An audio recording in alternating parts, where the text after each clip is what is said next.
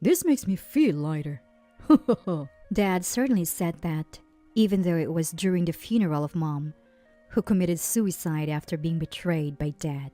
The cold reality is that Mom left us without ever revealing the truth. "Where's Mom?" Brian, who was 5 at the time, asked, gripping my hand tightly. The portrait of Mom shows her smiling warmly, but I know how much she suffered because of Dad. I'll never forgive him. To let go of Mom's regrets, I, at 10 years old, clenched my teeth and took a stand. Fast forward 10 years. I've slowly cornered them into a living hell. I'm Mia, a 20-year-old nurse. I live with my grandparents and 15-year-old Brian. We're a family of 4. When I was 10, Mom passed away, and Dad quickly remarried, abandoning us. The remarriage happened so fast. It was as if it had been planned while Mom was still alive. Thankfully, my maternal grandparents took Brian and me in, showering us with love and care. Even as a child, I felt grateful and guilty seeing my elderly grandparents work hard for their adorable grandchildren, and I wanted to start working to ease their burden. Maybe that's why people always said I acted mature for my age. I have a painful past, and I can't forget, and nightmares that still haunt me. Back when I was 10, my parents fought almost every night, filling me with anxiety about what would happen to our family.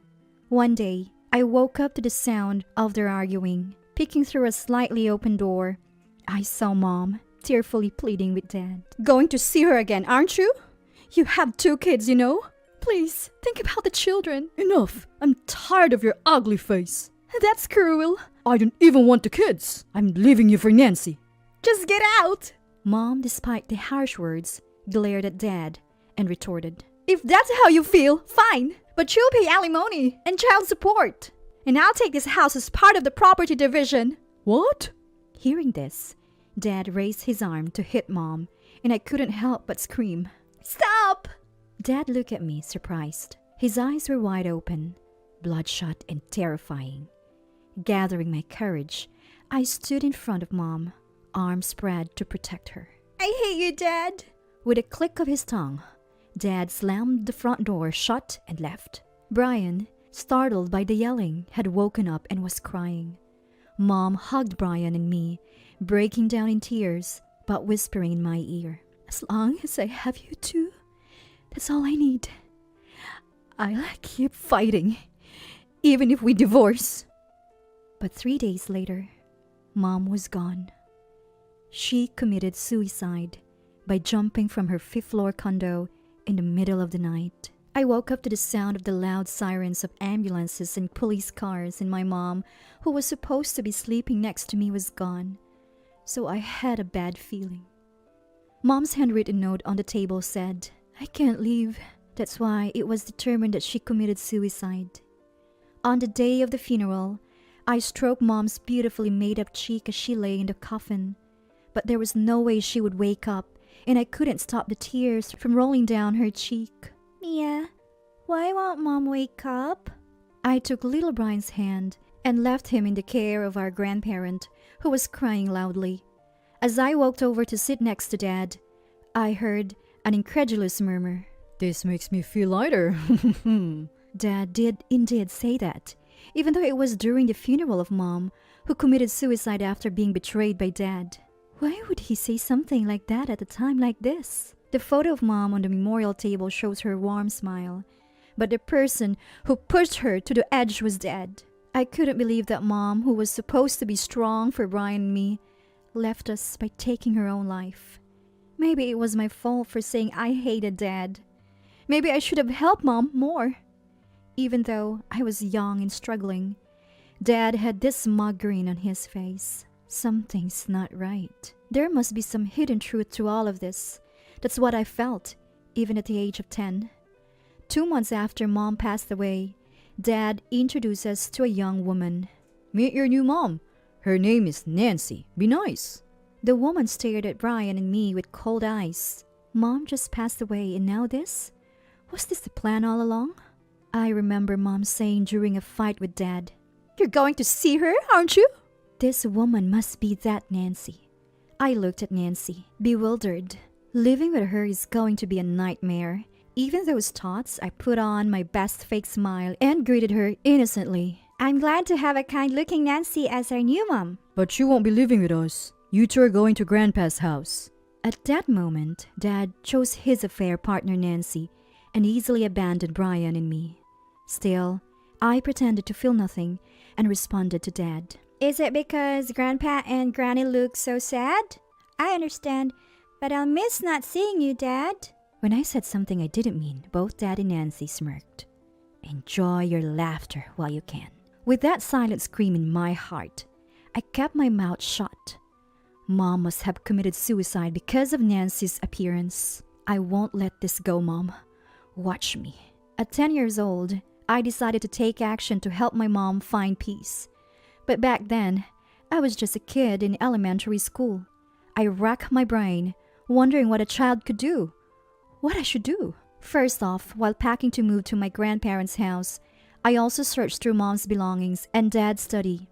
I had a feeling that Mom's stuff might get thrown out now that there was a new woman in Dad's life. I found something astonishing, but I didn't know what to do with it at that time, so I quietly tucked it into my bag. And so, we started living with our grandparents. Raising two growing kids must have been tough for them at their age. Grandpa took a job as a security guard, and Granny started working part-time at a supermarket checkout. I did my best to help with chores and take care of my brother Brian, but I was limited in what I could do because of school. Seeing my grandparents struggle financially, I remembered Mom saying she would get alimony and child support from Dad when they're fighting before she passed away. If we had that money, it would make life a bit easier for my grandparents. Hey, Granny, is he paying child support? What? Kids shouldn't worry about such things. Granny tried to be vague, not wanting to burden me. But when I pressed her, I found out Dad hadn't given us anything.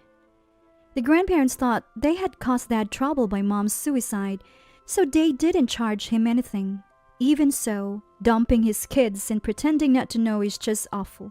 That's unforgivable. I broke open my piggy bank, gathered the coins, and took Brian's hand to board a bus to Dad's office. Once we arrived, we sat down in front of the entrance and started crying. Brian was genuinely scared and crying, but I was faking it. People who looked like Dad's co-workers gathered around and asked, "What's wrong? We came to see Dad. We don't have money, so we don't even have food."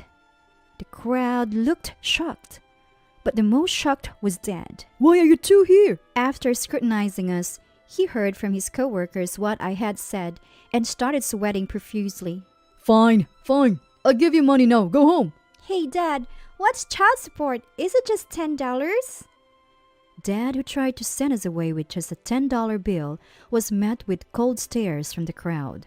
No, it's $500. I just forgot to pay Grandpa. So it's $500 for both of us? That's too little. Whispers like raising two kids and $500 these days started circulating. It's $1,000 for both of you. I'll send it now. Go home. Thanks, Dad. If you forget the child support again, we'll come to your office. From then on, Grandpa received child support every month. Dad, however, became the subject of cold stares at work for abandoning his kids and remarrying a younger woman, and eventually quit his job. He found another job, but it paid less than the previous one. Every time he fell behind on child support, I'd show up at his office, forcing him to change jobs multiple times, each time with a lower salary. The bad rumors about Dad didn't stop at the office. I also took Brian to the homes of Dad's friends and relatives and pretended to cry, saying, "We miss Dad. He never visits." Thus, their reputations worsened, and both Dad and his new wife Nancy became socially isolated. But I wasn't done. I frequently took Brian to visit Dad and Nancy's house for a specific reason. What are you two doing here? We miss Dad. Brian hugged Dad, who looked genuinely happy, and let us in. Nancy glared at us, but I pretended not to notice and kept smiling. As soon as I entered the living room, I looked around and acted excited. Mom used to always be here when we were kids. We were all so close. Ah, The cup Nancy is holding. That was Mom's favorite. Nancy put the cup down with a disgusted look and never used it again. We started bringing gifts for Father's Day, birthdays, and Valentine's Day. As we visited Dad regularly, the tension between him and Nancy escalated, and we could sometimes hear them arguing. That was my goal. Once Nancy shoved me so hard, I scraped my knee. I exaggeratedly cried out, "Dad, help!" which led to another big fight. Time passed, and I turned 18 and graduated high school. I had received the child support Mom mentioned, but the $20,000 in alimony from the divorce was still pending. So I decided to make sure Dad kept his promise to Mom by getting that money in another way. Thanks to Dad, I graduated high school. Here's a thank you gift. Congrats on graduating. What's this? It's a picture frame with a photo of Dad and me smiling. The photo was taken by Brian just the other day. I'm touched. I'll put it right here. With that, Dad placed the photo frame next to the living room TV. Actually, Dad, I have a favor to ask. I told him that I wanted to go to nursing school after high school and needed $20,000 for it. I want to become a nurse. I think it would be helpful when it's time to take care of our family. I was thinking of our grandparents, but Dad seemed to assume I'd be taking care of him in his old age. He transferred $20,000 from his savings to my bank card, and I was able to cover my tuition and become a nurse 2 years later. I later found out that divorce settlements and tuition are treated differently, but at the time, I was just happy Dad paid. Now, I'm 20 years old, and it's been 10 years since Mom passed away. Brian and I visited Mom's grave and paid our respects.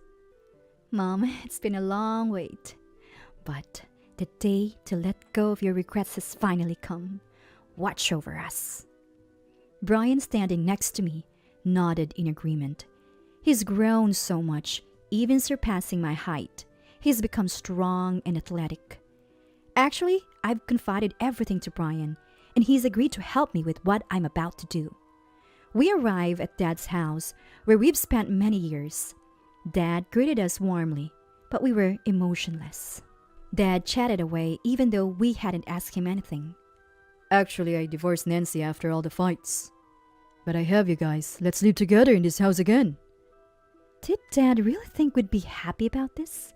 But I knew about Dad's divorce because I orchestrated it. I've been waiting for this moment. Who are you? Mia, what are you talking about? You took away our precious Mom's life. I've never considered you my dad. For the past 10 years, I've been patient, just to let go of Mom's regrets. Dad never expected this attitude from me. His face turned pale, and his lips trembled. Your mom committed suicide. Are you trying to say it's my fault? I think there was also a suicide note that said I can't leave. Huh, this is part of that letter? I pulled out a letter that I had found in Dad's study when I was a kid and had kept tucked away ever since. This was a letter Mom wrote to Dad during a time they were fighting over an affair. I get that your feelings have shifted to Nancy. If you agree to pay the $20,000 settlement and $1,000 monthly child support in the divorce, then let's divorce. Please, let me and Brian live with me if I don't have those kids. This letter is torn off here and missing. The next part probably said I can't go on living, didn't it? When did you? I couldn't find it no matter how much I looked after it went missing. Did Mia hide it? There's no way Mom would leave us and commit suicide. I've always thought that. At that time, I was convinced when I saw this. It was your doing after all. When I presented him the evidence, Dad, who was at a loss for words, suddenly burst out into a disgusting smile. Even if the will was a fake? Isn't it true that Mom committed suicide? Still trying to deceive us? I know what you did, Dad. What? That I killed Mom? There's no evidence anywhere, right? That's what proved it. I pointed to a picture frame next to the TV. It had a hidden camera that sent data to my mobile phone. I took out my phone and played a video. It showed Dad and Nancy in a heated argument before they broke up. In their conversation, they exposed everything. I pushed my wife off the condo to be with you. And I even helped by grabbing her leg. Nancy also furiously accused Dad. You liar! You said we wouldn't have to pay any settlement or child support if she was gone. Mia, what are you doing? Hand it over! Dad, his face red and eyes narrowed, looked demonic as he approached me. Stop! Get your filthy hands off me! Brian, now strong and sturdy, twisted Dad's arm. Oh, let go, it hurts! I'll do anything, just forgive me. Dad knelt down, crying and begging for forgiveness, but there was no way we couldn't forgive him. If you'll do anything, then bring our kind mom back. Kind? My foot! She just nagged me for having a little affair. You're still saying that? Then let's settle this with the police. Hearing the word police, Dad's face changed. Wait, please, not the police. I'm sorry, I really am. After that, Dad and Nancy were arrested for taking Mom's life. During police questioning, they blamed each other and all the facts came to light. The two, showing no signs of remorse, will likely spend a long time in prison. Even if they get out, they've been fired from their jobs and disowned by their families. No one will associate with them. I'm working hard as a nurse, living peaceful and fulfilling days. Brian is studying hard, saying he wants to become a detective who protects the weak from the wicked. Since I'm also working, we've asked our grandparents to take it easy, and we plan to live happily as a family of 4 from now on.